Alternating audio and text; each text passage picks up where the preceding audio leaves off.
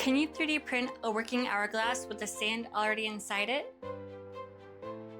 Hey, welcome back to the channel. My first attempt only lasted about 3 seconds, but after making a few print setting changes, it lasted 5. Here's exactly what worked and what didn't. I wanted to start small to save on time and material, since this was my first hourglass. So I made a small, all-in-one mini version. That means printing it all in one, fully enclosed, and pausing the print to add the sand mid-print, which I found out was a bad idea. But hey, we're learning.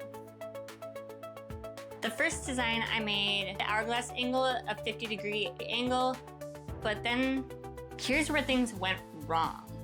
I paused the print too early, 50% of the way through, thinking that was a good point to add the sand, and using a funnel so it didn't get everywhere.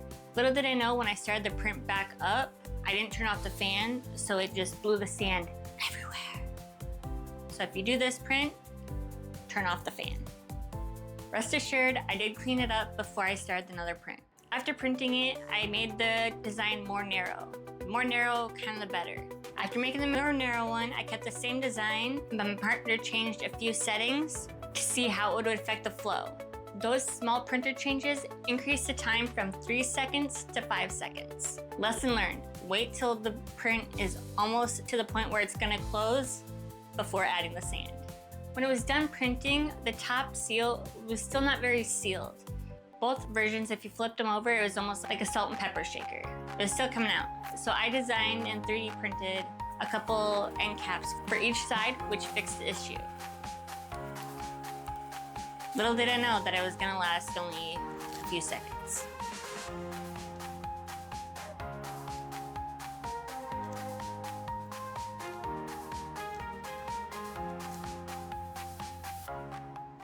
So if you wanna try this print, let's go through the do's and don'ts. Do number 1, timing the pause. Pause the print right before the top seals.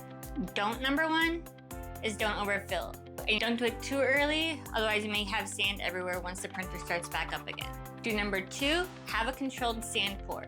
Add sand slowly to about 3/4 the weight that fills up the bottom. Don't want too much, otherwise it may clog. Don't number 2, do not rush.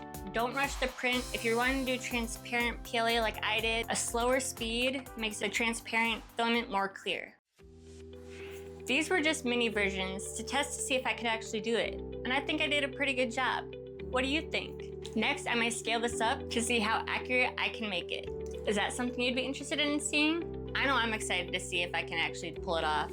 If you ever tried something like this, or have ideas on how to improve it, drop it in the comments. And if you want to see more 3D printing experiments, hit that subscribe button and stick around. We got more ideas that we want to bring to 3D printed reality. Thanks for watching, and we'll see you next time.